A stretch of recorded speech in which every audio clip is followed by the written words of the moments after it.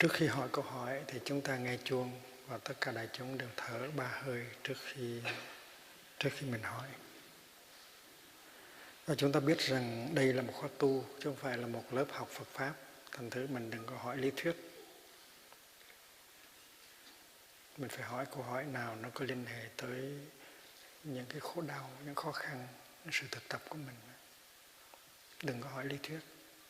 Đừng có hỏi bát chánh đạo là cái gì, tứ đế là cái gì. Ở đây không phải là lớp học Phật Pháp.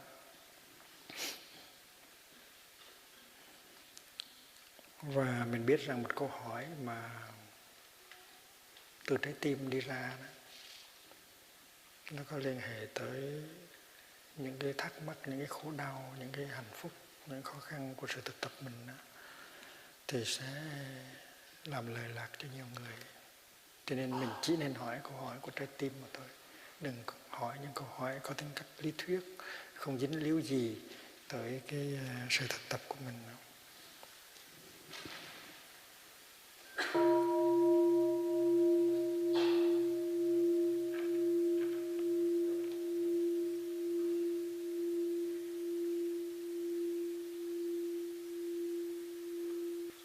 Dạ, kính bạch sư ông, kính bạch các thầy và các ni sư, kính bạch đại chúng. Con với vợ con từ Canada qua bên đây, chúng con thật sự là những đứa trẻ mới tập thành trong những bước của chánh niệm. Thì trong cuộc đời chúng con có những cái lo âu, những cái phiền toái, những cái khúc mắc thực sự liên hệ đến việc làm, liên hệ đến con cái chẳng hạn. Thì con biết rằng á, sư ông đã dạy là cái tâm của mình đó là như là, có thể cái tâm của con đúng hơn là như một con bò hoang, lúc thì chạy lung tung hết, chạy về quá khứ, chạy về tương lai, lo chỗ này lo chỗ kia, lo cho việc làm, lo cho con cái. Thì lúc mà con thực sự lúc mà con tập thở đó, thì đúng như vậy, con được an. Nghĩa là lúc mà con chú ý đến cái nó gọi là cái moment present đó, là cái phút hiện tại đó, con được an. Nhưng mà con vẫn thấy chưa được lạc. Nếu con hiểu đó, an lạc, an có nghĩa là peace, mà lạc có nghĩa là joy. Không biết con hiểu như vậy có đúng hay không? Và con muốn biết là sư ông có thể cho con biết, ngay con được an nhưng vẫn chưa được lạc. Mà muốn được lạc á, con phải quán niệm là mình may mắn quá, mình có hai chân mình đi, may mắn quá mình vẫn còn sống. Nhưng mà con nghĩ như vậy, lúc mà con suy nghĩ như vậy thì cái tâm con không còn an định, thì con mất cái an. Con có thể được lạc nhưng mà con không được an, thì con cũng hơi bối rối trong cái phần chánh niệm đó. Xin sư ông có thể giải thích cho con biết được không ạ?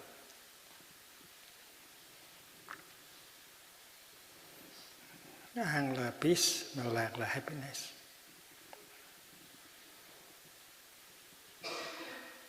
Và hễ mà có an thì có lạc.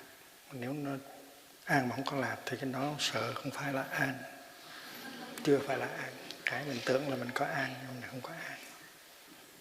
An nó có nghĩa là mình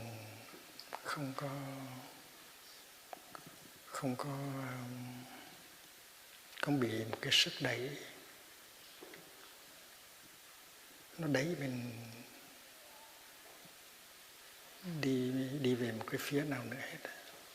An có nghĩa là an trú, tức là mình ở yên được, không có cái sức đẩy nó muốn mình bắt mình phải nhổm dậy đi làm cái này, đi làm cái kia, nghĩ cái này, nghĩ cái kia. An là như vậy. Mà hãy có an thì rất là dễ có lạc.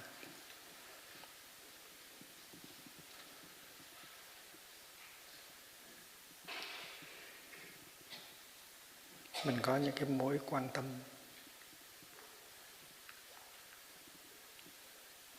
thường ngày, gọi là daily concern, như là làm thế nào để có công ăn việc làm thế nào để có nhà cửa, làm thế nào để con cái có phương tiện đi học, làm thế nào để con cái đừng bị kéo theo những cái tiêu cực ở trong xã hội, trong nhà trường. Những cái mối đó là những cái mối quan tâm thường nhật, daily concerns. Và nếu mà cái đó nó nhiều quá đó thì không có an.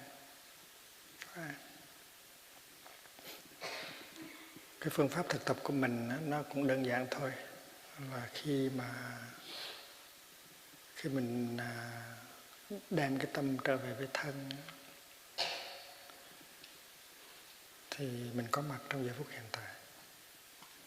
Có mặt trong giây phút hiện tại thì mình thấy là tình trạng của mình đâu đến nỗi gì đâu. So với nhiều người khác thì mình rất là may mắn. Thì cái thấy đó là tuệ. Đó là cái thấy. Có nhiều người có may mắn mà không biết rằng mình có may mắn. Người đó không có cái thấy. Có những người có điều kiện hạnh phúc mà nghĩ rằng mình không có điều kiện hạnh phúc. Người đó không có cái thấy.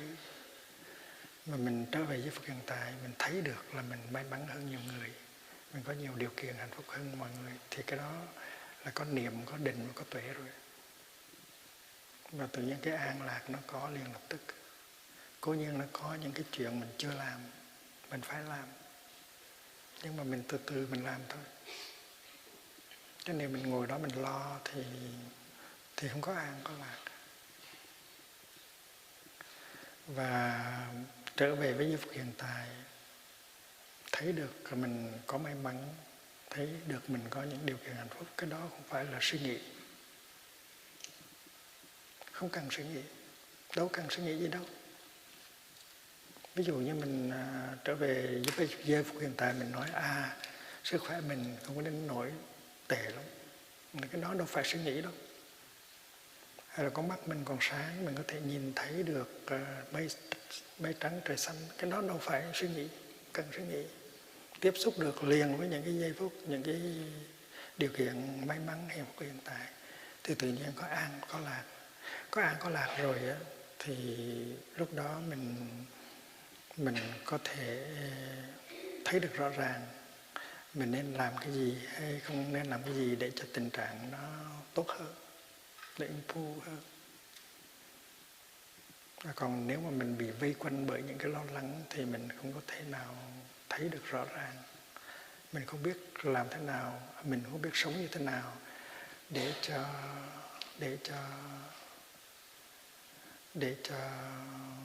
mình có được an lạc và những người trong gia đình mình có được an lạc.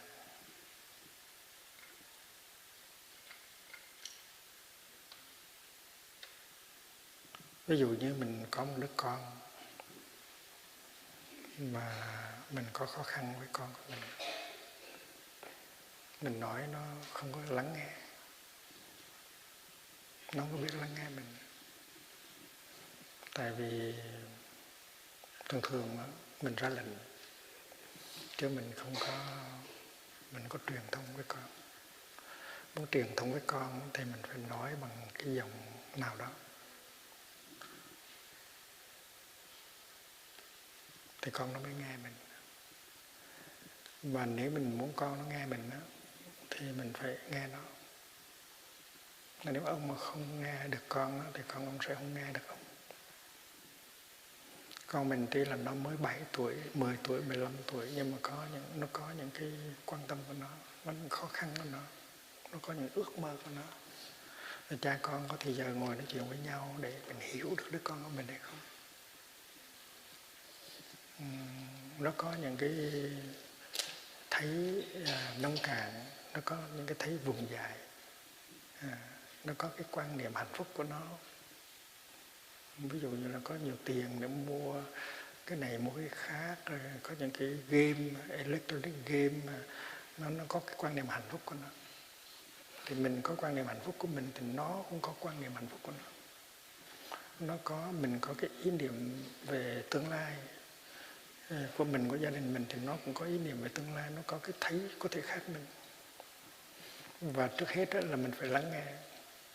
Và dầu những cái thấy của nó vùng dại, nó sai lầm, thì mình cũng phải ngồi lắng nghe nó. Lắng nghe nó. Và khi mà mình lắng nghe nó thì tự nhiên nó cảm thấy dễ chịu. Rồi khi mà mình lắng nghe nó rồi thì mình mới từ từ mình dùng cái ngôn ngữ làm thế nào để giúp cho nó vượt khỏi cái quan niệm khờ dại của nó về hạnh phúc, về khó khăn. Và mình đem cái tuệ giác của mình, đem cái tình thương của mình để giúp cho nó thấy rõ hơn, để nó giải quyết được những vấn đề của nó. Thì cha con nó có truyền thông. Cái chuyện này phải thực tập. Mà nếu mình không an, không làm được chuyện đó. Cho nên phải an trước và lạc trước. Trước hết là phải nói tình trạng của mình không đến nỗi nào. Mình còn may mắn hơn khối những người khác. Và mình bắt đầu từ đây là rất là hay rồi. Thành ra tự nhiên là mình có an. Rồi mình gỡ từ từ. Những cái của mình, những cái của vợ mình, những cái của con mình. Rồi mình phải đi tới như vậy.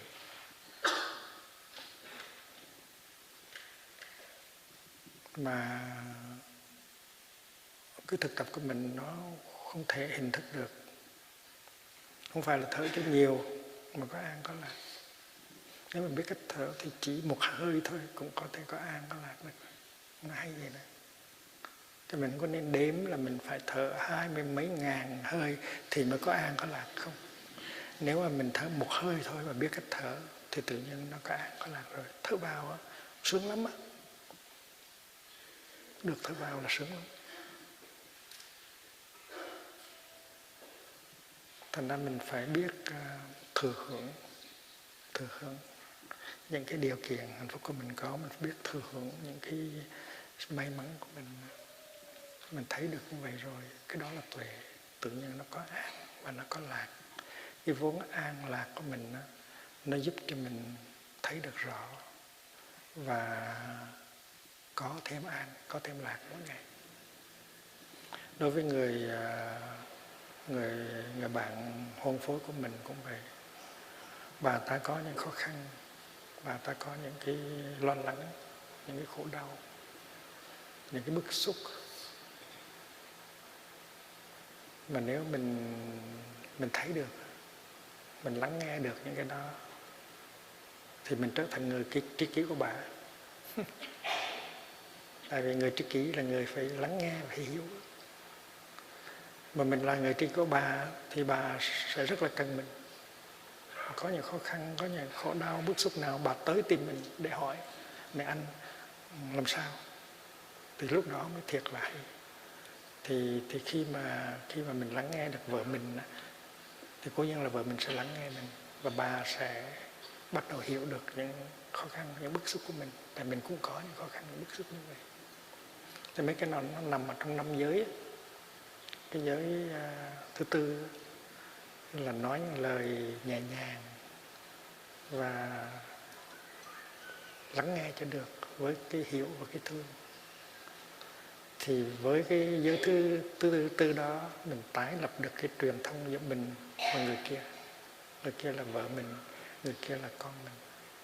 Mà khi mà truyền thông có được rồi á thì là cái gì cũng được hết. Hai bên có thể hiểu nhau. Dầu có những cái sai khác về quan điểm thì mình có thể nói qua nói lại để trao đổi và để mỗi người học hỏi được thêm. Thì đối với con mình cũng vậy. Và khi mà có truyền thông được với vợ với con rồi thì gia đình có hạnh phúc gấp 10 lần, gấp 20 lần, gấp 100 lần trước. Và chuyện này không cần phải có tiền bạc nhiều. Cho nên cái an và cái lạc không phải là những danh từ. Nó có thể có được ngay ngày hôm nay. Mỗi bước chân có thể an, mỗi bước chân phải có lạc. Nhưng mà mình muốn an chưa chắc nó đã an. Mình muốn lạc chưa chắc nó lạc. Phải có tuệ. Niệm định và tuệ. Niệm định nó cho mình thấy là mình có may mắn hơn những người khác. Mình có những điều kiện mà người khác không có. Tự nhiên bắt đầu có an, có lạc liền lập tức.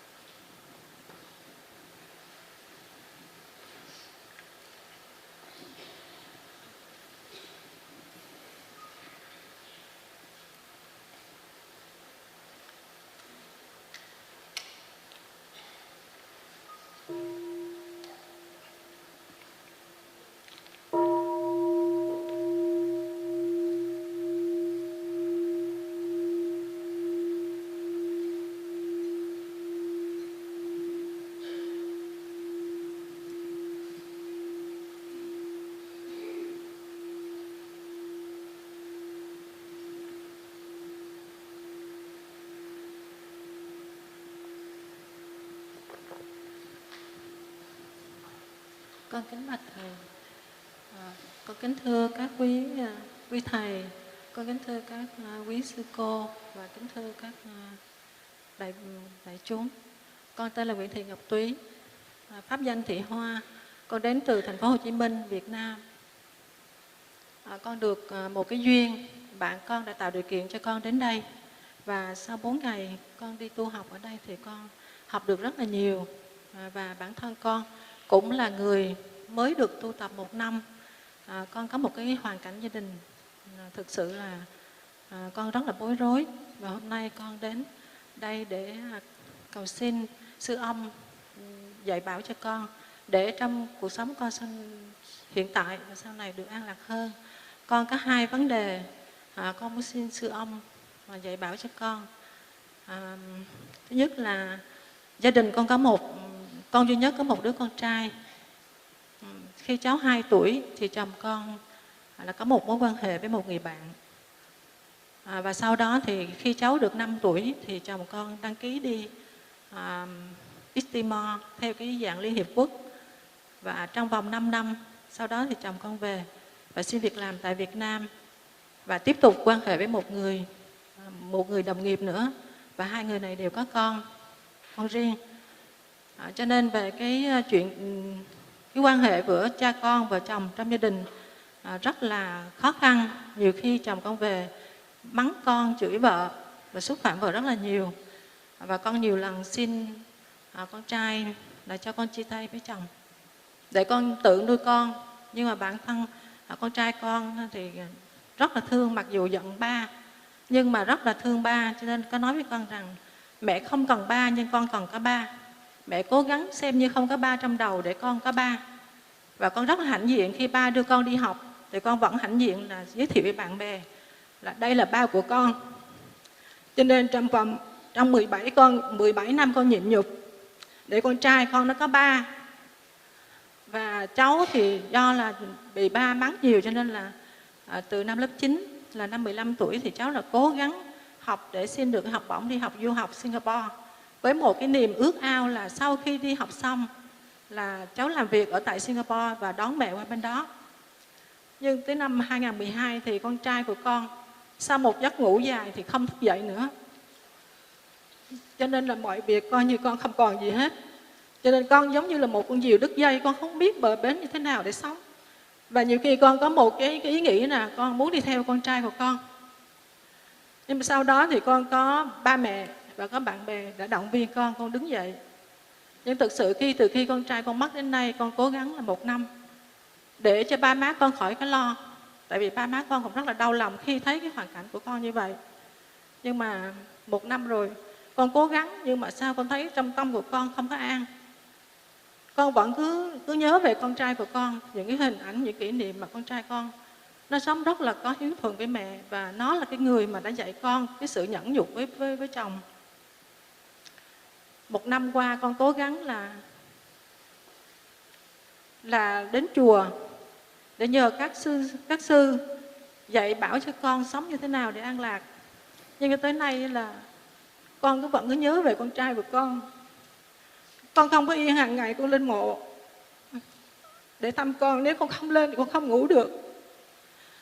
Thứ hai là con xin thầy dạy cho con làm cách nào để buông bỏ, để dạy cho con để con an. Thứ nhất là làm sao con nghĩ rằng hiện giờ con cứ có nghĩ là không biết giờ này con trai con ở đâu, có đói hay không, có lạnh hay không.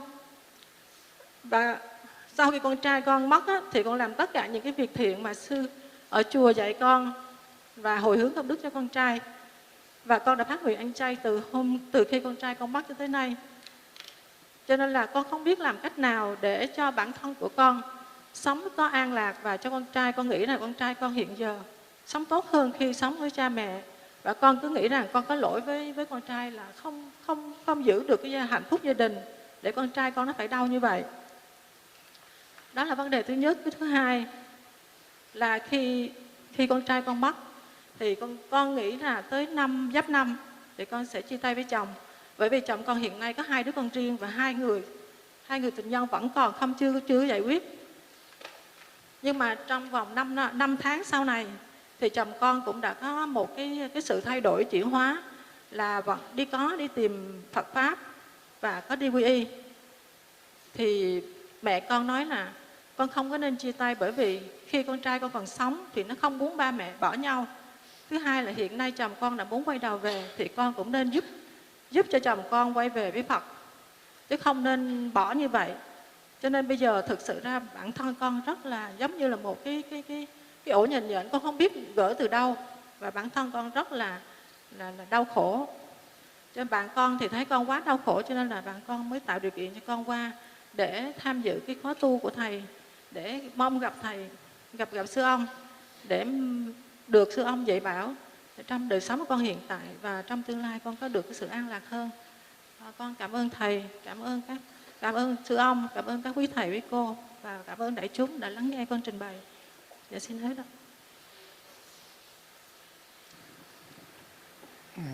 Mình thấy là cái khổ đau á, dầu cho nó nhiều lắm đi nữa thì nó cũng có cái lợi ích của nó. Giống như là cái buồn nó có thể được sử dụng để làm bông sen, thì khổ đau cũng vậy.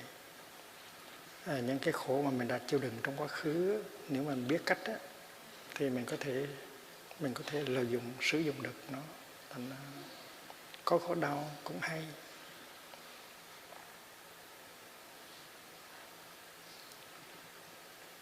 Hồi nãy á, trả lời câu hỏi thứ nhất á, mình có nói tới những cái quan tâm thường nhật,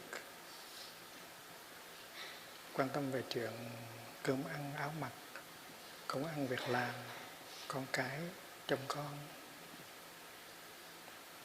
Nhưng mà ngoài cái quan tâm thường nhật, nó có một cái quan tâm gọi là quan tâm tối hậu. Quan tâm thường nhật tiếng Anh gọi là daily concern. Quan tâm tối hậu tiếng Anh gọi là ultimate concern. Mình có hai cái mối quan tâm đó. Cái quan tâm tối hậu là mình tự hỏi mình sống trên đời này để làm cái gì? Mục đích của đời sống của mình, sự có mặt của mình trên hành tinh này là để làm cái gì? Như là Vũ Hoàng Chương có nói là ta đã làm chi đời ta. Không có lý là một cuộc đời là để chỉ lo có một cái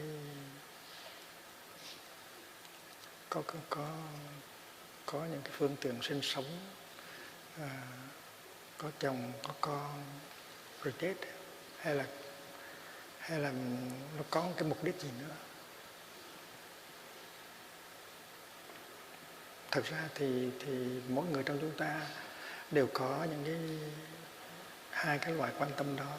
Quan tâm thường nhật, làm sao nào để sống có đầy đủ tiện nghi vật chất và tiện nghi tình cảm. Nhưng mà đó là những cái mối quan tâm thường nhật. Còn cái mối quan tâm tối hậu là mình muốn hướng tới một cái gì cao hơn, đẹp hơn, và lâu dài hơn, là ultimate concern. Thì chúng ta phải hỏi mình có cái đó không? Cái đó là cái gì? Ở trong đạo Bụt á, nó có 4 loại thực phẩm mà thực phẩm đầu là đoàn thực, tức là những thực phẩm mình đưa vào bằng đường miệng, edible food. Thực phẩm thứ hai là những cái gì mình tiêu thụ bằng mắt, bằng tai, bằng tâm ý. Ví dụ như khi mình coi cine thì gọi là mình tiêu thụ, đó là một thực phẩm. Khi mình nghe nhạc á, là mình tiêu thụ, thực phẩm đó gọi là xúc thực, sense impressions. Thì những cái đó là thức ăn. Mình đọc sách, mình coi truyền hình, mình đi coi hát, mình nghe nhạc, mình đọc thơ, tất cả những cái đó là xúc thực. Thì xúc thực này có những cái nó độc hại, có những cái mà nó lành. Ví dụ mình nghe một bài pháp, mình tới khóa tu, đó cũng là thức ăn hiền. Còn nếu mình Nếu mình coi những cái phim rùng rợn, hay những cái phim mà trong đó có bạo động, có hận thù, thì đó là chất độc. Đọc sách cũng vậy, đọc báo cũng vậy. Có những bài báo đầy độc tố. Đọc xong bài báo mình, cái giận dữ của mình nó tăng thêm, cái tuyệt vọng của mình tăng thêm. Thì đó là cái loại thực phẩm thứ hai, gọi là xúc thực. Loại thực phẩm thứ ba là tư niệm thực, tức là mình muốn làm gì với cái đời của mình. Thì Đức Thích Ca, Ngài cũng có một tư niệm thực. Ngài muốn dùng cuộc đời của Ngài để mà giúp đỡ cho chúng sanh bớt khổ. Đó là cái chí hướng. Những người làm cách mạng, tư niệm thực của họ là để phục hồi độc lập cho quê hương, cho xứ sở. Và những người tu, họ có cái tư niệm thực của họ là muốn tu tập để cho nó có giác ngộ, có giải thoát, để giúp đời, cứu đời.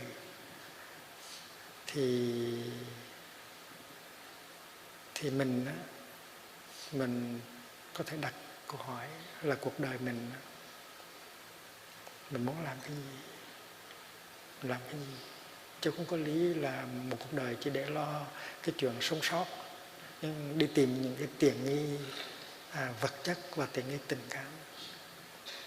Thì một trong những phương pháp mà cô có thể sử dụng được là ngồi lại hỏi mình câu hỏi này: mình có thể dùng cái cuộc đời của mình để làm cái gì có ý nghĩa, đẹp hay không? Hỏi câu hỏi đó thì tự nhiên sẽ tìm thấy một cái con đường đi. Và thấy được đường đi rồi thì bắt đầu có hạnh phúc. Và những khổ đau kia nó từ từ nó được chuyển hóa thành những bông hoa. Nó vậy đó.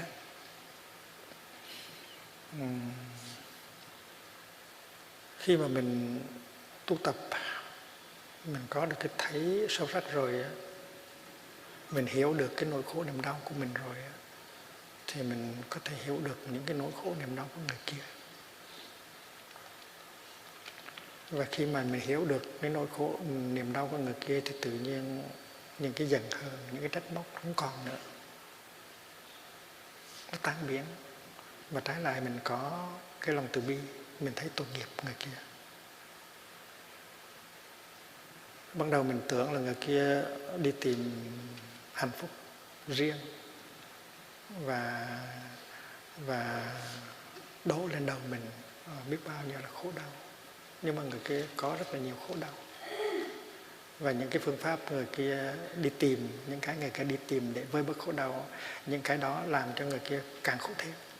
Có một con bò đã khổ rồi, có 2 con bò, 3 con bò, 4 con bò, nó khổ, rất là khổ. Người kia đã từng bị sự đáy nghiến của tình nhân thứ hai, rồi bị đáy nghiến trách móc tình nhân thứ ba. Khổ lắm chứ không phải dễ, không phải sướng hết gì đâu. Mình phải thấy được những cái đó. Mà tuy rằng có rất nhiều những cái để khỏa lấp, nhưng mà càng có nhiều càng khổ nhiều. Mà nếu mình có trí tuệ, có tuệ, mà tuệ là do đâu mà có? Là do niệm và định mà có. Mình có tu tập thì mình có tuệ thì mình thấy được cái nỗi khổ niềm đau của người đó. Và tự nhiên mình thương hại, mình không có giận nữa, và tự nhiên hết khổ liền. Rất là hay. Cái phương pháp của đạo Bụt rất là đơn giản, rất là hay. Nhìn vào người kia đã từng làm cho mình khổ, và mình thấy được cái nỗi khổ niềm đau của người kia, thấy được người kia không có khả năng xử lý được những nỗi khổ niềm đau của mình, tìm cách bớt khổ, mà càng tìm cách thì càng khổ thêm. Thì tự nhiên mình thấy tội nghiệp, mình hết giận, và cái lòng từ bi đó xúi cho mình làm cái gì và nói một cái điều gì cho người kia bớt khổ. Trước kia mình giận quá, mình không có nói được một câu nhẹ nhàng với người đó, nhưng bây giờ mình thấy người đó khổ ra giết thì tự nhiên mình có thể nói được một câu nhẹ nhàng với em. Rất là hay, nói giống như là phép lạ vậy.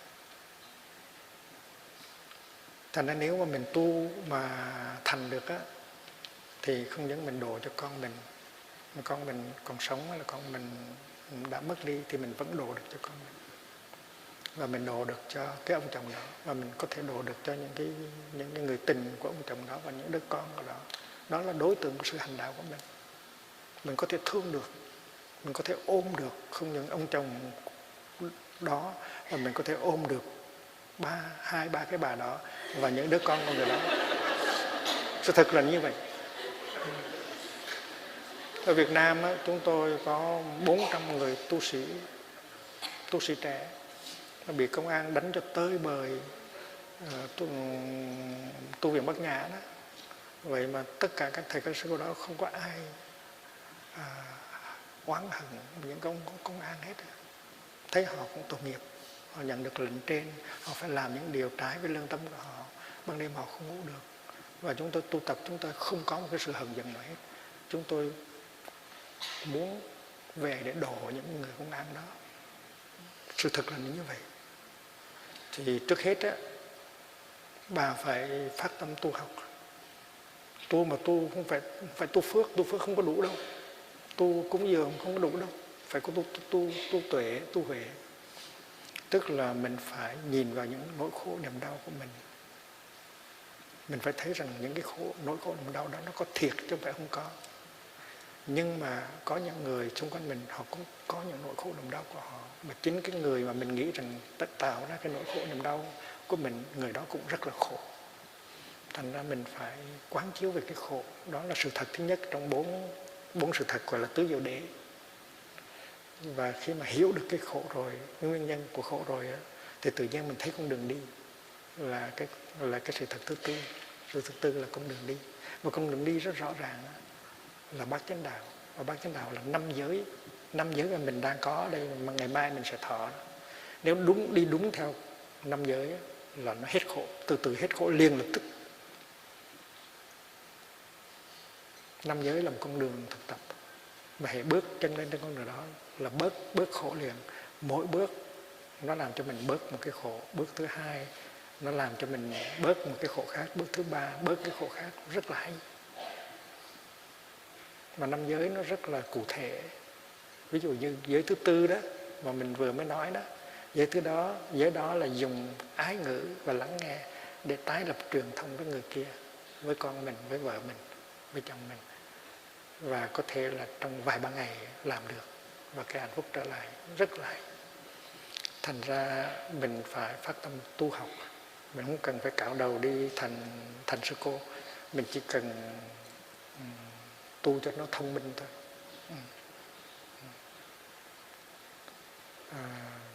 Mình thấy được cái nỗi khổ của mình, thấy được cái nỗi khổ của người kia, và thấy rằng cái nỗi khổ của mình tuy là nó dai dứt như vậy đó, nhưng mà so với nhiều người thì mình vẫn còn may mắn, mình vẫn còn một hình hài khỏe mạnh, mình có thể làm lại cuộc đời của mình.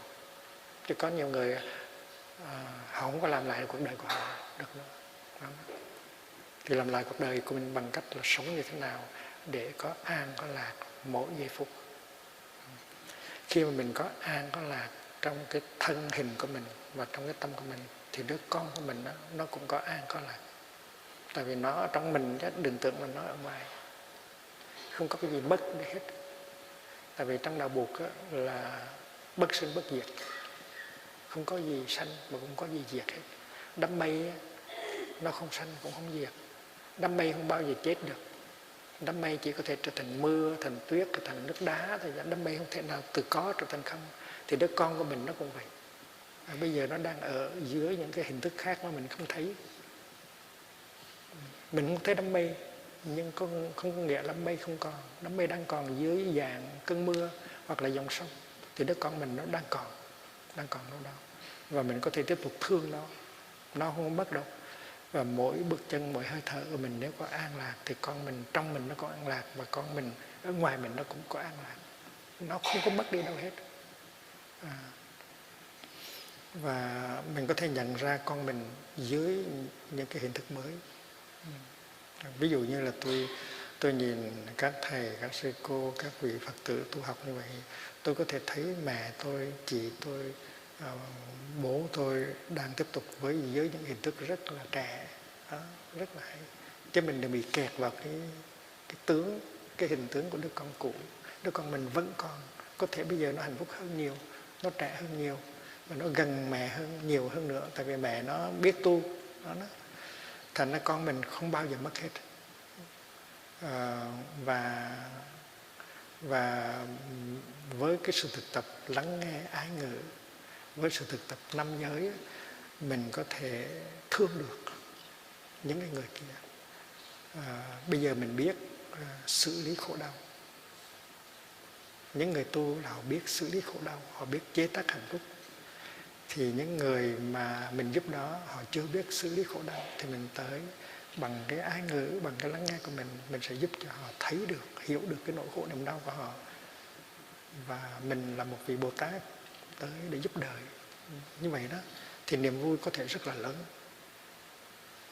Và những người trẻ mà mình dạy dỗ, mình hướng dẫn, mình giúp đỡ cũng là con của mình. Thành ra cuộc đời có thể thay đổi, có thể đầy nắng, đầy mùa xuân, đầy niềm vui nếu mà mình biết cách. Một cái giọt nước cam lộ của Đức Bồ Tát Quan Thế Âm có thể làm sống lại mùa xuân.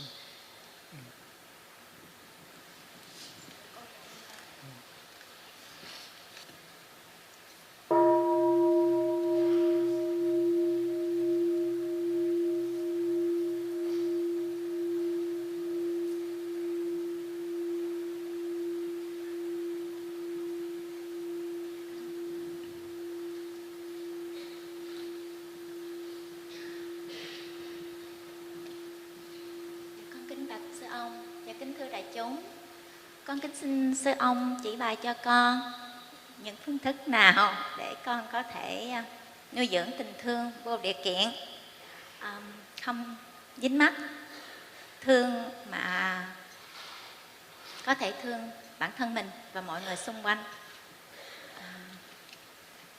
Dạ, con cảm ơn sư. Cái người mà dễ thương á, mà mình thương á, thì cái đó đâu khó gì đâu. Cái người mà dễ thương á, mà mình thương, cái đó đâu khó gì đâu. Mình khỏi thương cũng được. Người đó có thể là không cần tình thương của mình. Cái người dễ thương thì bao giờ cũng có hạnh phúc. Thành ra mình thương người đó, tức là mình hưởng thụ thôi chứ chưa phải thương. Cái người mà khó thương mà thương được á, thì cái đó, lúc đó tình thương của mình mới thiệt là thương.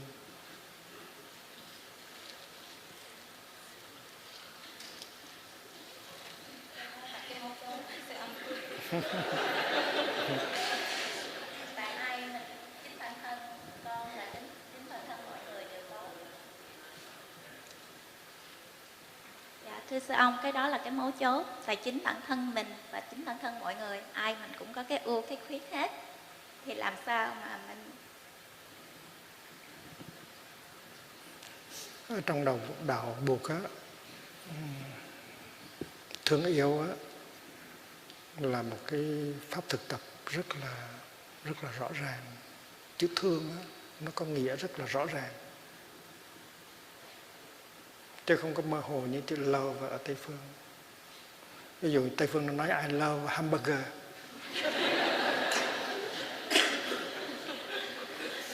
thì cái love đó đâu phải thương nữa.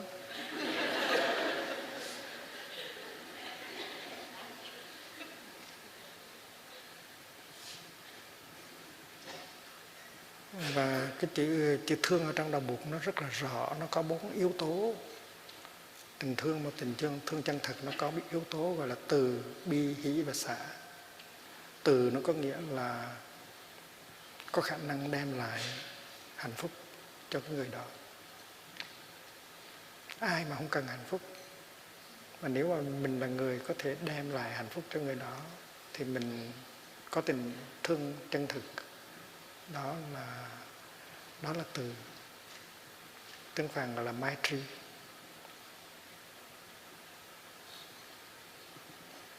Nhưng mà muốn làm như vậy thì phải hiểu được cái người kia. Mình muốn cho người ta hạnh phúc, nhưng mà đôi khi mình làm cho người ta khổ thêm. Ví dụ như là tôi không có biết ăn sầu riêng, mà cô cứ nói tội nghiệp thầy quá, bắt tôi ăn sầu riêng, tôi sẽ khổ vô cùng. Cho nên phải hiểu mới thương được, phải hiểu rằng người đó có hạnh phúc khi mà mình hiến tặng cái đó hay không. Cho nên cha con cũng vậy. Cha nào mà không muốn cho con hạnh phúc, nhưng mà muốn hạnh phúc, muốn thương chưa chắc đã là thương. Nếu cha mà không có hiểu được con, nếu không thấy được những khó khăn, những bức xúc của nó, mình áp đặt cái ý niệm hạnh phúc của mình lên trên con của mình, tức làm cho nó khổ, thì mình cứ tin rằng mình là thương con nhất. Nhưng sự thật là càng thương thì mình càng làm cho con mình nó khổ. Và giữa hai cha con không có truyền thông. Cha không nói chuyện được với con không nói chuyện được với cha. Mà nói thương thì làm sao thương được? Thương là phải hiểu. Và khi đã hiểu rồi thì là đã có thương rồi. Hiểu tức là một cái danh từ khác để chỉ về cái thương. Hiểu tức là thương. Trong thương là đã có hiểu, mà trong hiểu đã có thương. Thành ra cái người thương là cái người có khả năng hiểu.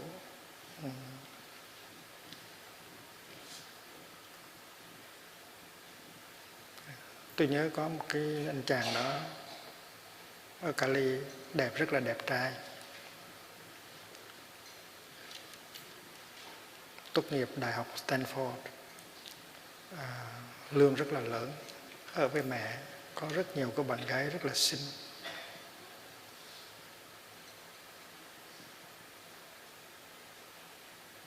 Nhưng mà bà mẹ bà rất lấy làm ngạc nhiên, bà thấy rằng trong những cô bạn gái xinh đó, nó chọn một đứa nó rất là gần gũi, nó thương đứa đó, mà đứa đó theo bà không phải là đẹp nhất, nó hơi thấp, da nó hơi ngâm ngâm, mà con trai mình lại thích cái cô đó.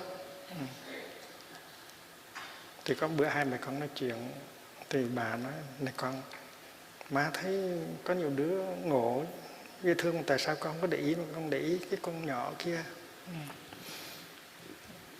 Anh chàng không có trả lời được.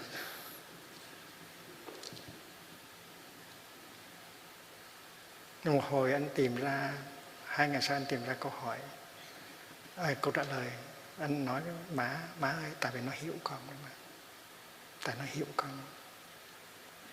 Anh chàng là scientist, nhà khoa học, nhưng mà anh ta rất ưa làm thơ. Và khi mà đọc thơ cho các cô kia nghe, các cô kia nghe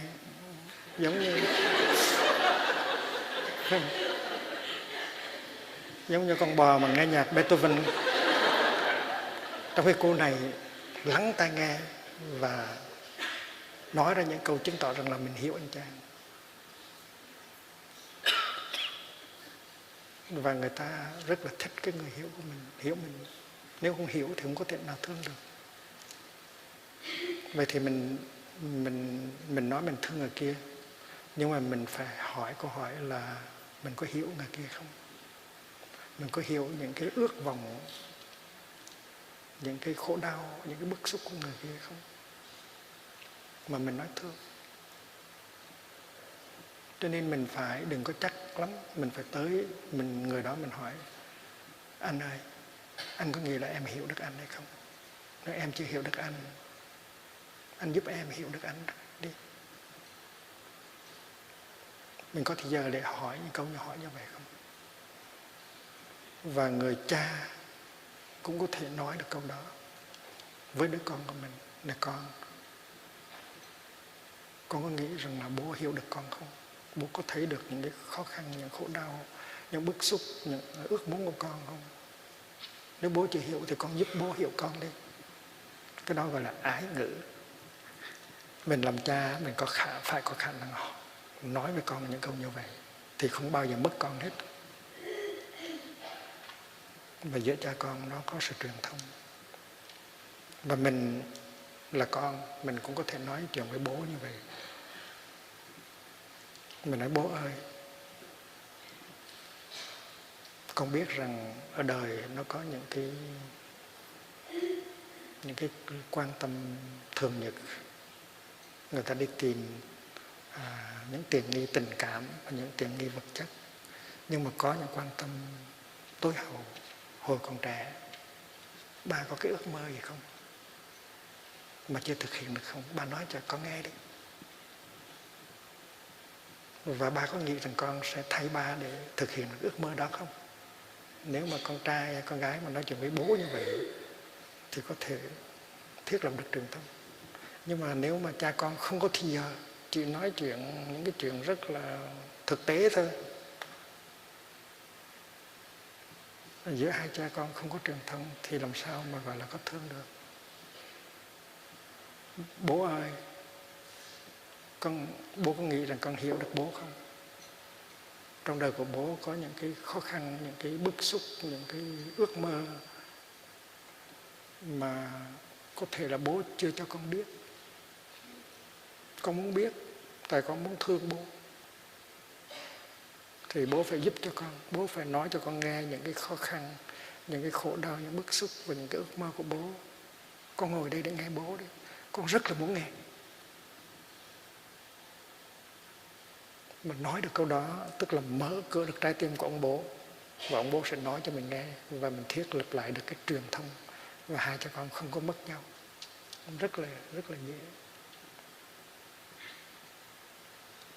Ở trong đại chúng ở đây có mặt ở đây có một thầy. Ngày xưa là con của một ông cán bộ ở ngoài Hà Nội. Mà khi mà thầy đi xuất gia thì ông bố rất là giận.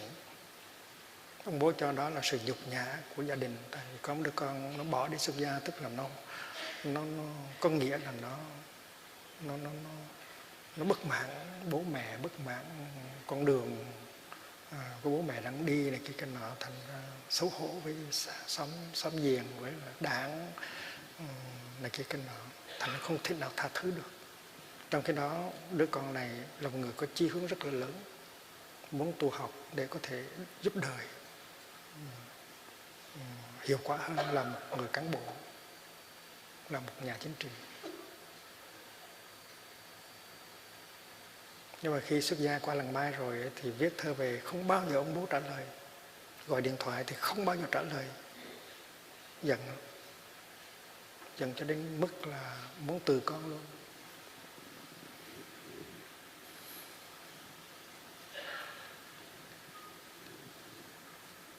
Thì hôm đó tôi ngồi tôi nói chuyện với thầy đó, cách đây cũng cả 10 năm rồi đó. Tôi nói, này sư chú, hồi đó chưa thọ giới lớn, chưa làm giáo thọ, bây giờ làm giáo thọ rồi, con có thể viết một cái thơ cho bố được. Con viết một cái thơ như thế nào để tái lập truyền thông với bố, mà con phải sử dụng cái giới thứ tư, nói những lời ái ngữ. Con để ra 3 ngày đi để quán chiếu, để suy nghĩ, đi thiền hành, ngồi thiền, viết cái thơ nào mà chỉ một cái thơ thôi có thể tái lập được truyền thông, rồi ra bài tập cho đệ tử. Sau đó sư chú đã viết một cái thơ. Sư chú viết như thế này, đây là một cái mẫu để quý vị học. Bố ơi, con ở đây sân thượng có nhiều thầy, nhiều sư chú sống chung với con. Chúng con sống với nhau rất là hạnh phúc, có tình huynh đệ, và chúng con giúp được rất là nhiều người chuyển hóa. Ở đây huynh đệ thường hay nói với con là con có đức tính liêm khiết, cẩn mẫn, ngăn nắp, có hậu, và khen con rất là nhiều. Ban đầu thì con không có tin rằng con có những cái đức như vậy.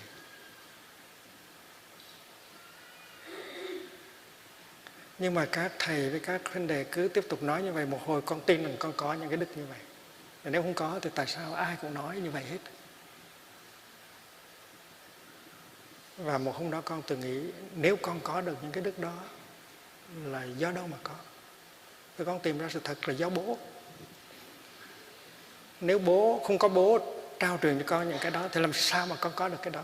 Cho nên con có một cái niềm biết ơn không có bờ bến đối với bố và đối với tổ tiên của con. Cho nên con rất là ao ước muốn được bố nói cho con nghe về bố và về tổ tiên của con. Con được thừa hưởng một cái gia tài đức hạnh rất là giàu có như vậy, mà con không biết được cội nguồn của nó thì con làm sao hạnh phúc được? Bố giúp con đi.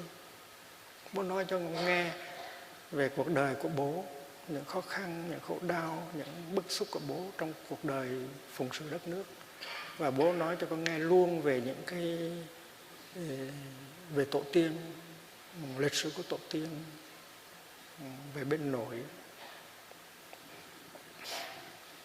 Và khi mà ông bố nhận cái thơ đó, ông trả lời 20 trang luôn. Hình như hơn 20 trang, 20 mấy trang luôn. Trong đó nói về tổ tiên. Mà chỉ một lá thơ thôi đánh vỡ được cái thành trì của cái sự giận hờn và tái lập được truyền thông. Và sau đó thì các thầy, các sư cô làng Mai, người nào về Hà Nội cũng về ghé nhà đó và nói là tại vì bố là bố của sư anh con, thành cũng như là bố của chúng con, thành chúng con tới thăm bố đi, rất là hạnh phúc. Cái chuyện đó là chuyện nó có thiệt, nó xảy ra bên làng Mai. Thành ra ăn thua là mình phải có quán chiếu, mình phải thấy được những cái nỗi khổ niềm đau của người kia. Mình phải sử dụng được cái ái ngữ, cái lắng nghe ở trong cái giới thứ tư, và mình có thể thiết lập được truyền thông rất là dễ dàng. Pháp thuật cao cường. Và khi mà mình thương thì mình phải hiểu. Mình hiểu tại sao bố mình giận mình. Và mình phải nói những cái gì để cho bố mình thấy được cái giận đó không có căn cứ, mà mình có lý thuyết, mình nói một cách rất là khéo léo. Cái yếu tố thứ hai của tình thương đích thực là bi, tức là có khả năng làm cho người kia bớt đau, bớt khổ. Người kia có nỗi khổ niềm đau mình phải thấy được, mình hiểu được cái gốc, thì mình làm cái gì đó, mình lấy được ra cái đó, ra khỏi cái người kia, gọi là bi. Mà nếu mà cô chưa làm được như vậy thì cô chưa có tình thương đích thực. Thương có nghĩa là làm cho người kia bớt khổ, chứ không phải là làm cho người kia khổ thêm. Người bớt khổ, thành phải hiểu được cái khổ của người kia thì mới có phương pháp được. Đó là từ và bi. Còn hỷ tức là hiến tặng niềm vui. Chứ thương mà cứ làm cho người kia khóc mỗi ngày thì đâu phải là thương. Có yếu tố hỷ. Và xả là cái rất là hay. Xả nó có nghĩa là không có kỳ thị, không có phân biệt. Khi mà mình thương thì mình là người thương và người được thương là một. Nỗi khổ của người đó chính là nỗi khổ của mình, hạnh phúc của mình chính là hạnh phúc của người đó, không còn ranh giới nữa. Cái đó gọi là xả.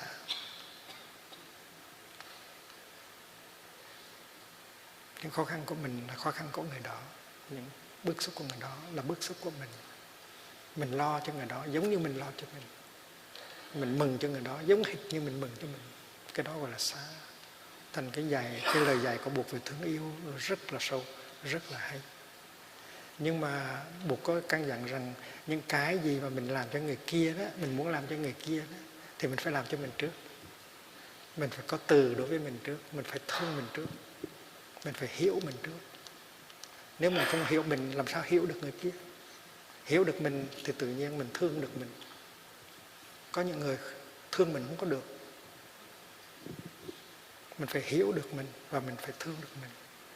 Mình phải thấy được nỗi khổ niềm đau của mình, rồi mình chuyển hóa được thì mình mới thấy được, hiểu được nỗi khổ niềm đau của người kia và mình giúp chuyển hóa. Thì cái hỷ cũng được cũng vậy. Nếu mình không có hỷ có lạc thì làm sao mình cho người kia hỷ lạc? Và khi mình có cái thấy rất là sâu thì mình thấy rõ ràng là không có ranh giới giữa mình và người đó nữa. Khi thương nhau thì không có ranh giới giữa người thương và người được thương nữa. Khổ đau, hạnh phúc không phải là vấn đề cá nhân nữa, mà vấn đề chung hết. Thì thương như vậy không bao giờ khổ hết. Còn thương theo kiểu kia khổ dài dài.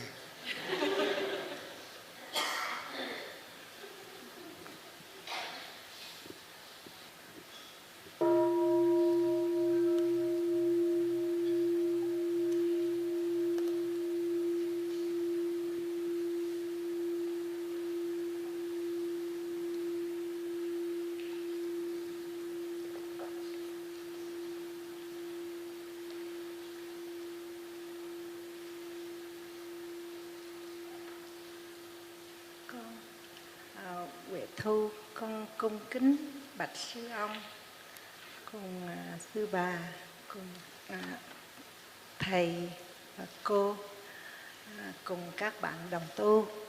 Con là Huệ Thu, con đến từ Virginia. Con hôm nay là được 64 tuổi và con có 4 con trai, 1 con gái. Và Phật Pháp rất là nhiệm màu đối với con. Hôm nay con xin chia sẻ và con xin sư ông cho con một cái nguyện vọng của con lần cuối để con biết được con đường con đi đến bước nơi nào để cho con đúng. Con xin trình với thưa sư ông,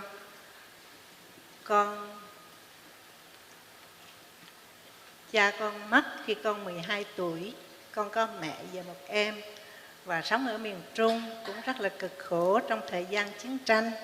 Khi con lập gia đình con 20 tuổi, khi con qua Mỹ con được 4 con và 3 con rồi đỡ Mỹ được 4 con, nhưng mà để lại 1 con trai lớn với mẹ con hồi đó 5 tuổi rưỡi ở Việt Nam. Con tìm mọi cách để liên lạc nhưng không liên lạc được. Thời gian 17 năm sau thì mẹ con nuôi con của con và vợ chồng con sống được 4 đứa con ở bên này. Khi con làm bảo lãnh cho mẹ con và con sắp đi thì ảnh bỏ con ra đi. Khi đó con được 41 tuổi mà con có vé máy bay, có gửi thư để mua vé máy bay, con không có tiền mua vé máy bay cho mẹ con và con. Tại vì ảnh bỏ đi mất. Còn con nuôi 3 đứa con, 4 đứa con bên này không đủ. Con phải đi làm ngày 21 tiếng để cho cuộc sống được bình an với nuôi con. Nhưng cuối cùng hồi đó con đèn đỏ là con nghĩ đèn xanh thì con chạy. Đèn đỏ con chạy, đèn xanh con đứng lại. Thì con thấy cuộc đời con rất là buồn. Mà 2 cách để sống. Một là sống vươn lên, 2 là con nhảy xong. Con nghĩ vậy, nhưng rồi để cho anh trở về anh lo cho con. Nhưng mà con nói làm gì không được, mình sẽ thua ma quỷ. Con cứ nghĩ vậy, con nói con chống lại ma quỷ, con không làm gì, không để ma quỷ dụ dỗ con được. Thì con cố gắng, con mới làm 2 job. Thì nằm có 5 đồng 95 cent một giờ. Con làm 2 job thì con cũng được 12 đồng.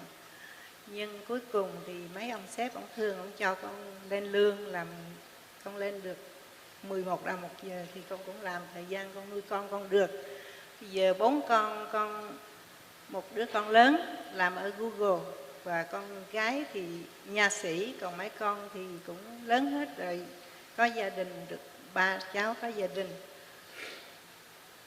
Con cuối cùng năm 62 tuổi, năm ngoái con mới đi lên chùa, con muốn quy y, thầy quy y cho con, thầy chùa Vạn Hạnh. Thì sau hôm nay là ngày quy y, bữa nay là con chính là được 1 năm với 5 tháng. Con được cái duyên đi Ấn Độ tháng 11 năm ngoái. Thì con chưa biết gì hết, nhưng mà trong cái tu tập bên Ấn Độ có tới 3.200 người, thì con như là một lẻ loi. Tối đó con nằm mơ, con thấy Đức Đạt Lai Lạt Ma tới nói chuyện với con. Rồi sáng ngày 19 con thấy ngày 21 trong cái cuộc họp lớn, rất là lớn, tới 32.000 người, tới 3.200 người. Ngài đi thẳng tới con luôn, Ngài rờ đỉnh đầu con. Thì ở trong đó con quỳ gối, khi mà Ngài đi bộ, đi ăn trưa rồi Ngài đi lên á, là người ta đưa hương hoa thơm để rước Ngài lên á, thì Ngài đi ngay tới con, Ngài rờ đầu con. Và sau đó trước cái giấc mơ đó thì con thấy Ngài giảng, mà bây giờ thì con mới biết là đó là Kim Cang Tạng.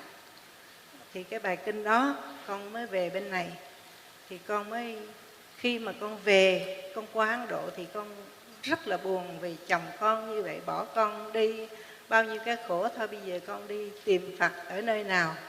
Thì khi con qua Ấn Độ thì cái mộng của con thì con bước đi để đến dấu chân Phật, để biết sự thật có Bụt ở nơi nào đó để cho con gặp, để cho con, vì chồng con ở xa rồi, có vợ khác rồi.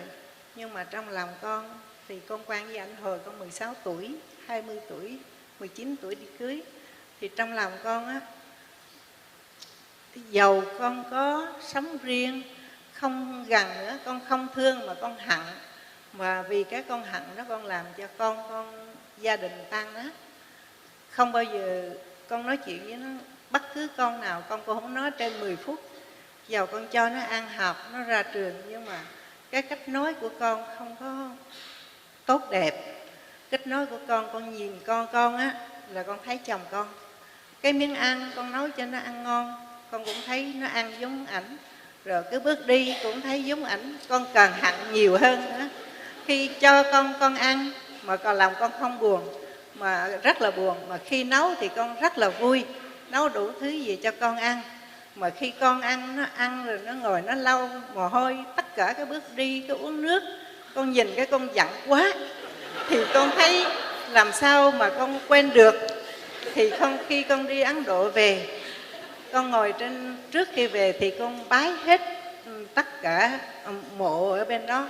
Con nguyện cho con, xin Đức Quan Thế Âm Bồ Tát cho con đừng khổ nữa. Cái khổ này không phải là khổ tiền bạc, mà trong tâm con chỉ có một cái nhìn đứa con mà cứ nghĩ lại.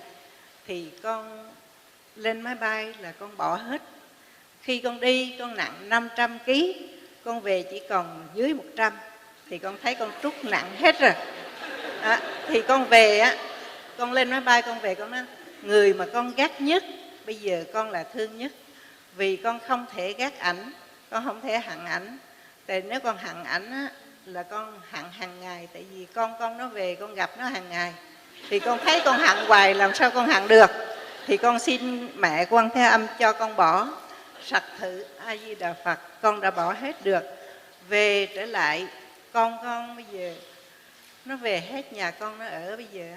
Hai đứa xây nhà gần nhà, rồi 3 đứa con ở từ dưới DC nó cũng về nhà con nó ở. Bây giờ hiện con được may mắn, con nó làm Google, làm giấy tờ cho con đi qua đây. Vì cháu đã đi chùa Hoa Nghiêm, cũng biết sư ông, rồi làm cho con qua đây để con tu học. Và cái mà thành đạt, dạ bây giờ con xin Ngài cho con biết. Bây giờ con rất là muốn đi tu. Con muốn làm cách nào để con đi cái môn nào con học.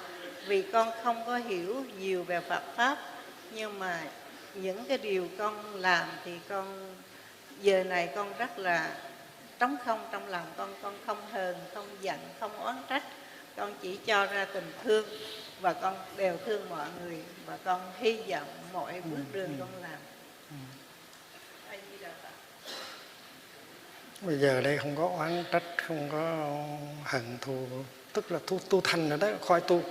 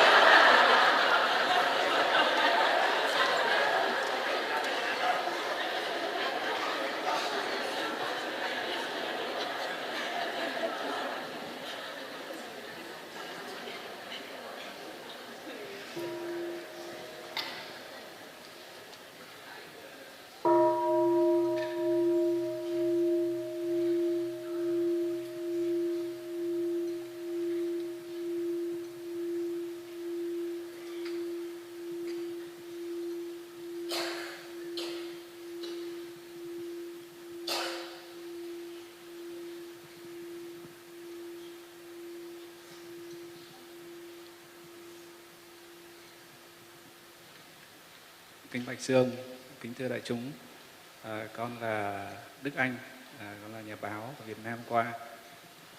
Con có cái duyên may và phước báo lớn lao được theo sư ông trong suốt chuyến đi Mỹ lần này, và con xin được thành kính tri ân sư ông cùng với tăng thân của làng Mai đã tạo điều kiện cho con cùng với một nhà báo nữa được hoàn thành tốt công việc. Con đến đây thì do cái đặc tính của nhà báo thì là tò mò. Còn đến đây có rất là nhiều câu hỏi thì con cũng đã gửi sư ông, thì sư ông cũng có một số câu, tức là sư ông chưa có trả lời các cái câu hỏi đó. Thì có một số câu hỏi thì con cũng đã tự trả lời được trong cái quá trình mà con tu tập theo mọi người ở đây. Nhưng mà có một số câu hỏi lớn thì con cũng kính mong sư ông là khi nào có thời gian thì sư ông cũng xem xét, vì con nghĩ rằng là đây là cái cơ hội rất là quý, vì có những cái vấn đề liên quan đến đạo pháp dân tộc, những cái vấn đề lớn của thời đại. Nếu mà với tuệ giác của sư ông thì mới có khả năng trả lời được những câu hỏi như vậy. Còn con nghĩ là rằng những vị thầy khác thì cũng khó có thể trả lời được những cái vấn đề sâu sắc như thế. Và bây giờ con xin quay lại cái câu hỏi của bản thân con. Tức là con nhận thấy rằng là khi mà mình thực hành cái pháp môn này thì nó mang lại rất là nhiều cái lợi lạc. Con đã trải nghiệm ở đây, con cũng tu tập cùng với mọi người thì con có những cái ngày rất là hạnh phúc, thực sự là rất an lạc ở đây. Mặc dù thì cũng có những cái chuyện này chuyện kia đó thì không thể nào mà hoàn hảo được, nhưng mà tổng quan, một cách tổng quan mà nói thì những cái ngày mà đi theo sư ông là những ngày rất là hạnh phúc. Con thấy rằng là sư ông vẫn thực dạy là khi mà cái điều quan trọng là chúng ta phải nhận diện được những cái nỗi khổ niềm đau, vì đấy là những cái chất liệu mà có thể chế tác được hạnh phúc. Nhưng mà con có một câu hỏi là khi mà gặp những cái đối tượng, những cái nỗi khổ niềm đau của mình nhận diện nó rồi, nhận diện và mình ôm ấp nó như là ôm ấp đứa con vậy. Nhưng mà có những cái nỗi khổ niềm đau nó quá lớn đi, những cái đối tượng nó quá khốc liệt đi, ví dụ như là thì không biết là mình sẽ đối diện như thế nào, và mình hay là mình có cái phương pháp nào đấy để hỗ trợ cho cái phát huy được cái chánh niệm. Vì con đối mặt với rất là nhiều kinh nghiệm rồi, ví dụ như là đang đi thang máy này nó rơi, ở Việt Nam con đã đối mặt rồi, hay là những cái kinh nghiệm cận kề cái chết nhiều lắm, hay là một cái cơn đau mà trên cơ thể mình nó đau thấu xương luôn, rất là đau, thì lúc đấy gần như là mình tán loạn hết rồi, mình mất chánh niệm ngay lúc đó. Vậy thì tức là cái đứa con này nó quá dữ dằn đi, nó dữ quá, ôm không được. Thế thì bây giờ có cái phương pháp nào đó để mình giúp cho mình tạo ra một cái không gian mát lành ở trong tâm để mình có thể ôm ấp được đứa con? Câu hỏi của con là như vậy. Con kính bạch thầy, con kính thưa đoàn thể đại chúng, thì con xin phép được vắn tắt cái câu hỏi của chú Đức Anh. Thì chú Đức Anh muốn hỏi là làm thế nào mà mình có thể được ôm ấp một đứa bé, nó trong người của mình nó rất là dữ dội, rất là dữ dội, không biết làm thế nào để mình cái cách nào mà để mình phát huy chánh niệm để mình ôm ấp được cái đứa bé đó. Và niềm đau, những cái niềm đau nỗi khổ. Trong khóa tu này mình có học là mình là người mới tu đó, thì cái năng lượng chánh niệm của mình không có đủ mạnh để mà nhận diện và ôm ấp những cái nỗi khổ niềm đau của mình để cho mình có sự thuyên giảm. Mình có học cái đó. Và nếu cái nỗi khổ niềm đau của mình nó hơi lớn đó, thì mình phải biết sử dụng cái năng lượng tập thể của tăng thân. Tại vì tăng thân là một cái đoàn thể gồm có nhiều người tu, trong đó có những người đã tu lâu năm. Thành ra khi mà tăng thân ngồi lại với nhau mà thực tập thì cái năng lượng chánh niệm và từ bi nó sẽ lớn, cái năng lượng tập thể đó nó sẽ lớn. Và nếu mà mình giao phó cái nỗi khổ niềm đau của mình cho cái năng lượng tập thể đó, thì năng lượng tập thể đó có đủ sức để mà nhận diện ôm ấp và giúp cho mình bớt khổ. Mình có học cái đó gọi là quý vị tăng.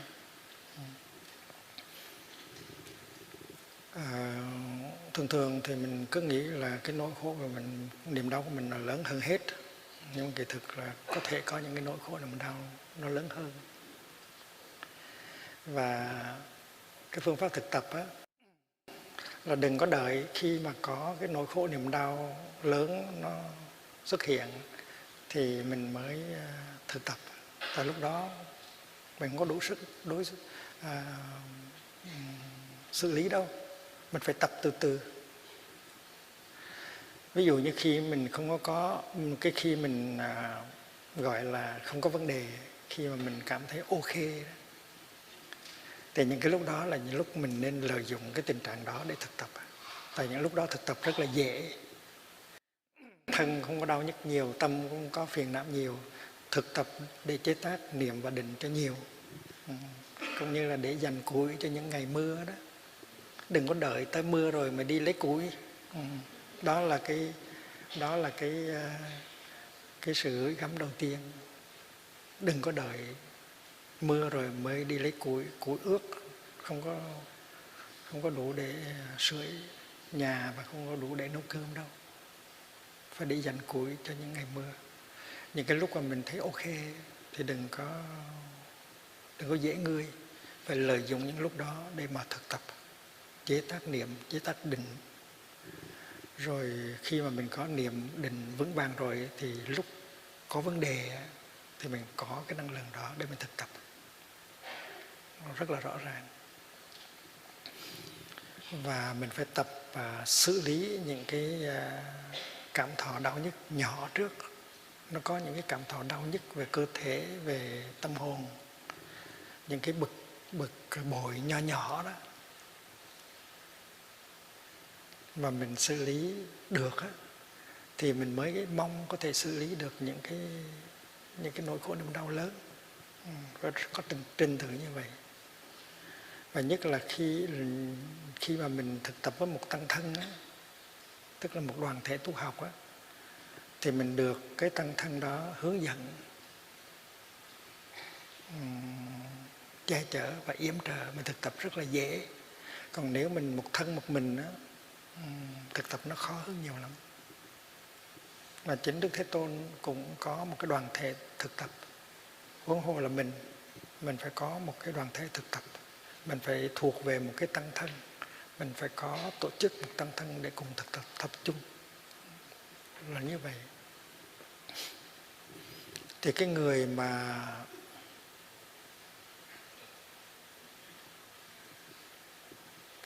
có tâm học hỏi, họ đi rất là mau.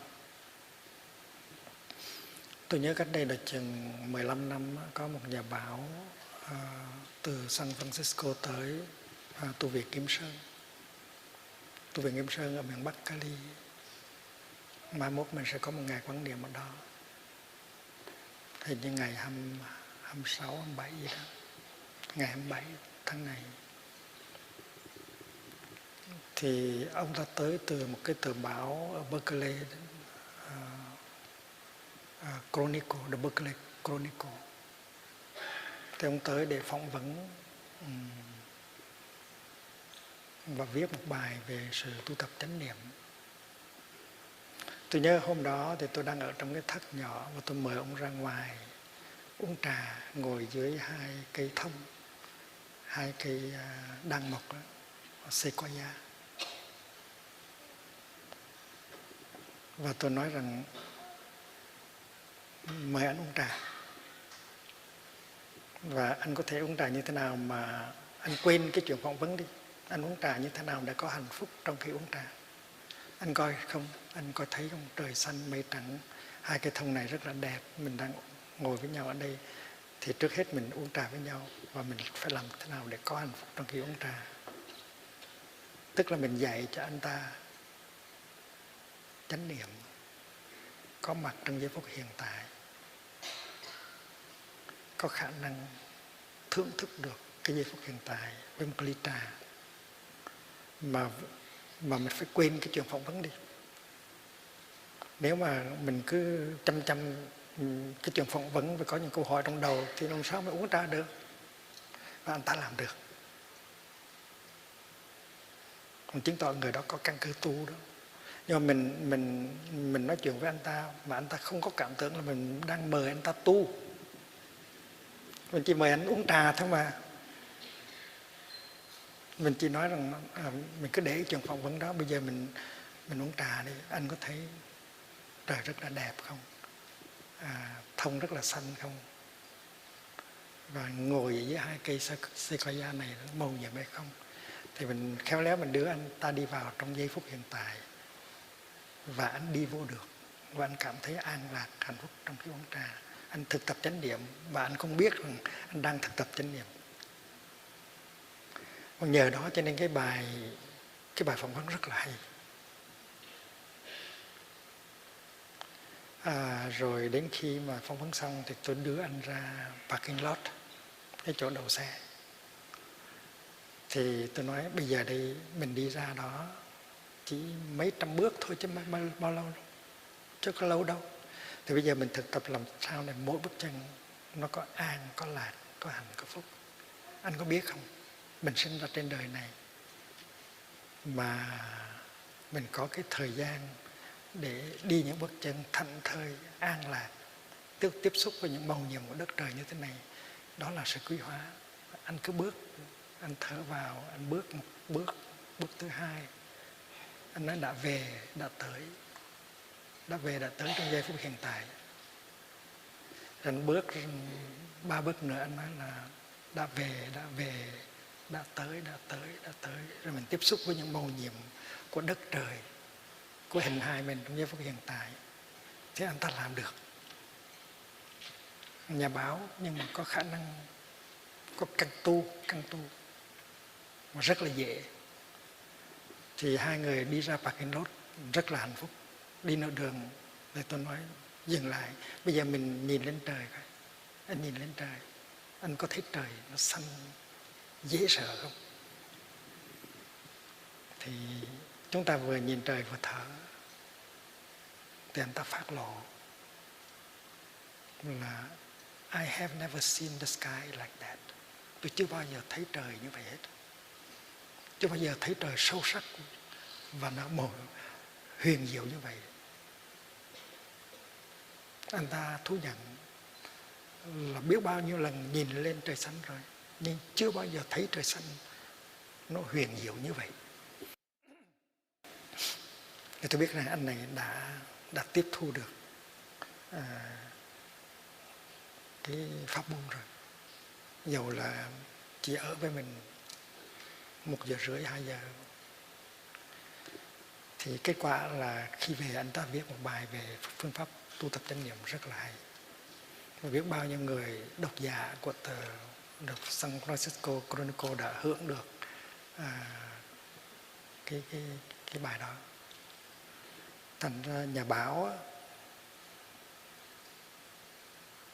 mà muốn viết về chánh niệm, viết về pháp khóa tu thì chính mình phải tu. Mình đi thiền hành với chúng, với đại chúng thì mình phải có an, có lạc trong từng bước chân. Còn nếu mà mình len lỏi, mình chỉ chụp hình thôi á, thì mình không có được cái cơ hội đó. Đâu cần phải chụp nhiều, chụp một cái là đủ rồi. Và trong khi ăn cơm, trong khi nói chuyện, trong khi rửa mặt, hay trong khi mà ngồi thiền đó, thì nếu mà mình có căn tu thì mình có an, có lạc, và chỉ nổi trong một ngày tu là có thể chuyển hóa được thôi. Thành ra chúng tôi mong rằng các ký giả từ Việt Nam qua đó, sau chuyến đi này sẽ chuyển hóa rất là nhiều. Và khi về nhà viết bài á, những cái bài của họ nó phản chiếu sự chuyển hóa của họ nhiều hơn là những cái gì đang xảy ra ở bên Mỹ.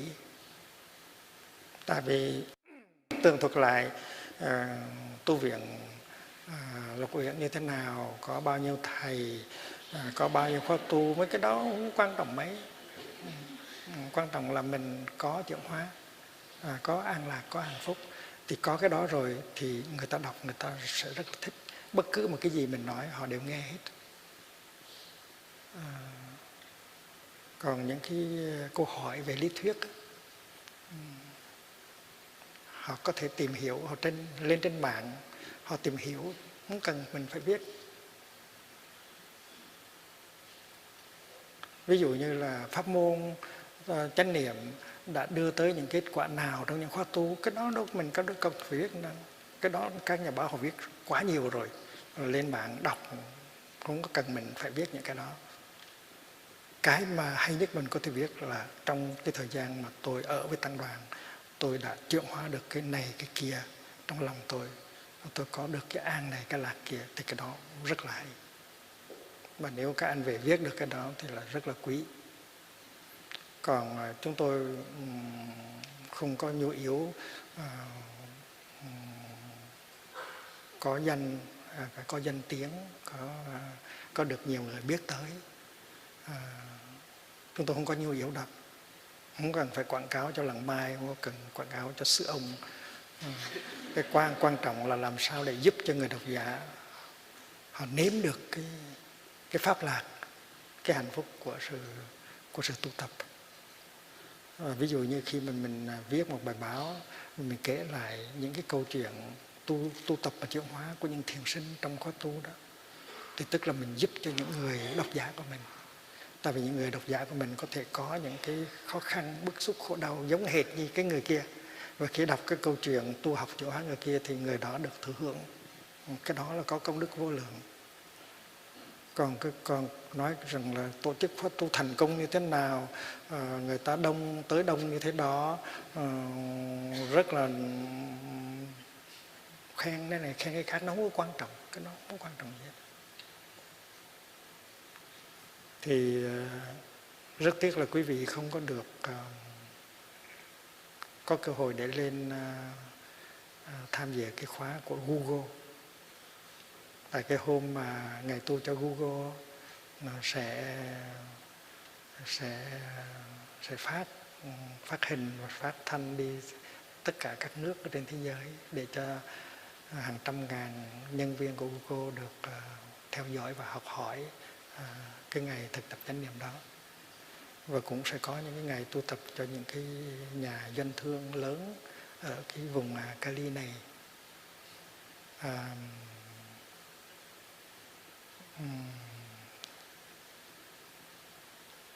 Cái nhu yếu tu học rất là lớn. Người ta có rất là nhiều bức xúc, người ta có thể có thành công, người ta có thể có danh tiếng và lợi lạc và lợi lộc, benefit, tiền bạc, thành công, nhưng mà người ta vẫn có những cái nỗi khổ niềm đau mà không giải quyết được, cho nên mới cần đến pháp tu, khóa tu. Thì mình đem tới cho họ không phải là một mớ lý thuyết, tại vì lý thuyết họ giỏi lắm.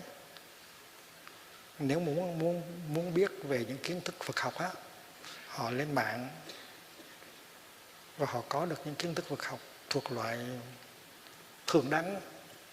Cái quan trọng là khi mình tới, mình đem tới cho họ cái sự thông dong, cái sự an lạc, cái sự thảnh thơi, cái tự giác của mình, để cho có thể họ thấy được, có thể sờ mó được cái đó. Thành ra những cái độc giả của mình chỉ có thể đọc những bài thôi.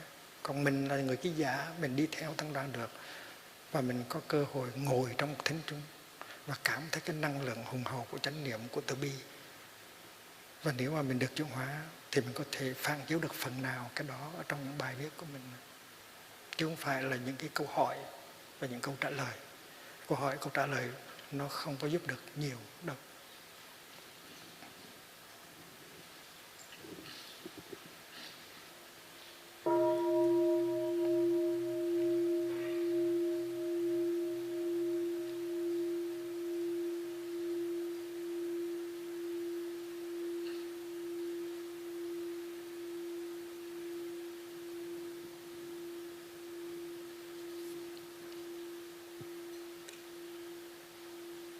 Sư ông, kính thưa quý thầy, quý sư cô và đại chúng.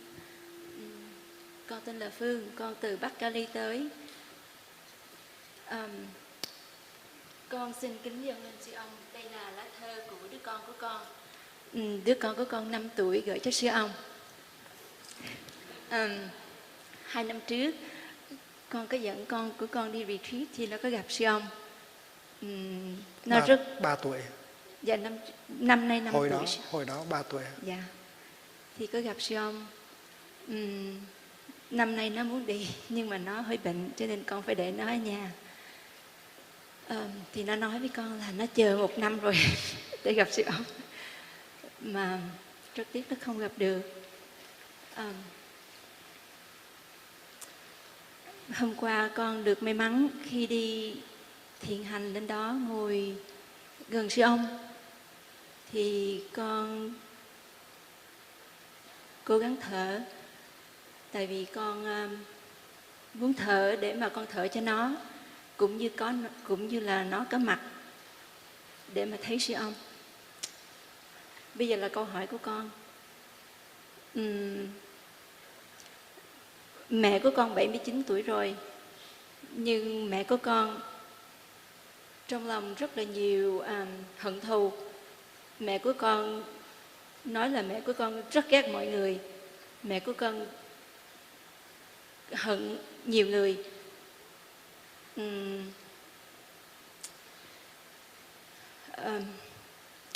Mà con mẹ của con thì lâu thì hồi đó thì cũng dạy niệm Phật, nhưng bây giờ không khỏe nên không niệm Phật. Nhưng câu hỏi con là con không biết làm gì để cho mẹ con bớt cái sự khổ đau bên trong.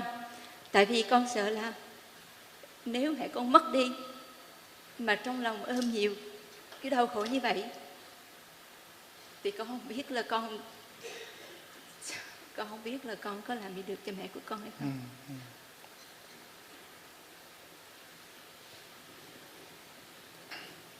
Thường thường mình cứ nghĩ là mẹ của mình là một người khác ngoài mình.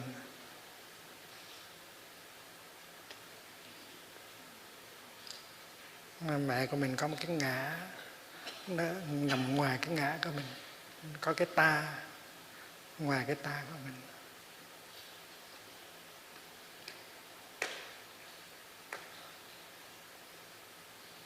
Thành ra cái chìa khóa của sự thành công là quán chiếu cái tính vô ngã. Ví dụ như mình đem một hộp bắp mà mình trồng xuống đất,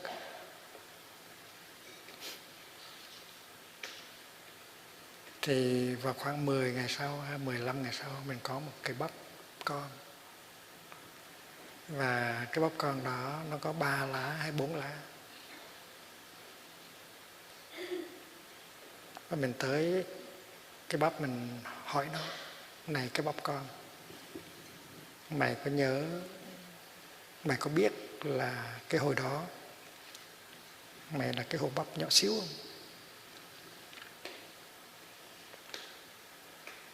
Thế cái bắp nó rất là ngạc nhiên, nó nói: tôi hả? Tôi là cái hộp nhỏ xíu à? Tôi đâu có tin. Mà kỳ thực sự thật là cái cây bắp đó nó từ cái hộp đó mà ra. Thì mình mới nói với nó rằng: này cái bắp con, chính ta đã trồng ra mày, ta đã gieo cái hạt đó vào cái chỗ này và ta đã tưới mỗi ngày. Mày đã tới từ cái hạt đó. Bây giờ không có thấy hạt nữa, không có thấy cái tướng của cái hạt nữa, nhưng cái hạt không bao giờ chết.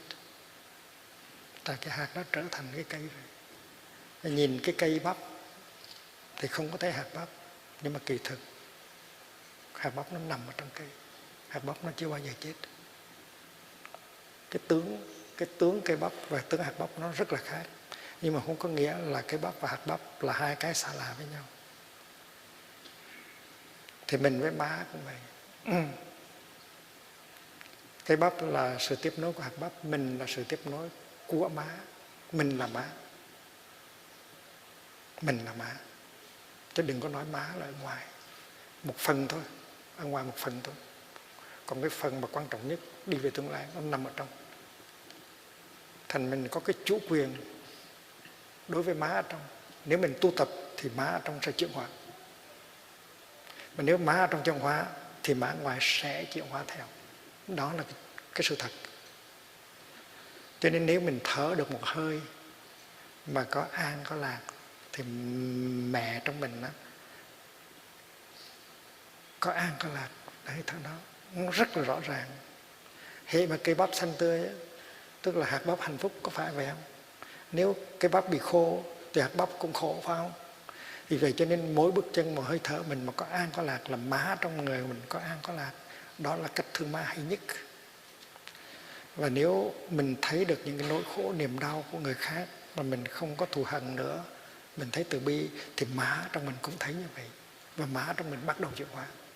Và má trong mình chuyển hóa được đó, là mình chuyển hóa tới 90% rồi. Còn má ở ngoài 10% sẽ chuyển hóa từ từ sau, không có lo. Bạn đừng có lo ở ngoài.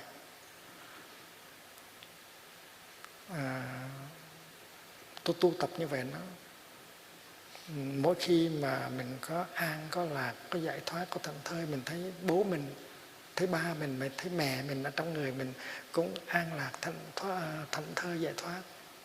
Mình tu đâu phải tu cho mình không, mình tu cho bà, mình tu cho ba, mình tu cho cả tổ tiên. Và vì vậy cho nên cái quán chiếu về vô ngã rất là quan trọng. Mình có cái ta riêng, má có cái ta riêng, má trong mình và mình ở trong má. Hết mình có an có lạc, có giải thoát, là má có an có lạc, có giải thoát. Vì vậy cho mình có chủ quyền trong tay, mình không có cảm thấy bất lực. Và cái sự chuyển hóa của mình đó, nó ảnh hưởng tới má liền một tức. Mỗi cái an, mỗi cái lạc, mỗi cái từ bi mà mình phát khởi ra, nó có ảnh hưởng tới má liền. Và khi má nhìn thấy mình thì má sẽ thấy rằng má chuyển hóa. Mình phải làm hay hơn, hay hơn má. Tại vì mình đã có cơ duyên gặp được Tam Bảo. Có phải vậy không?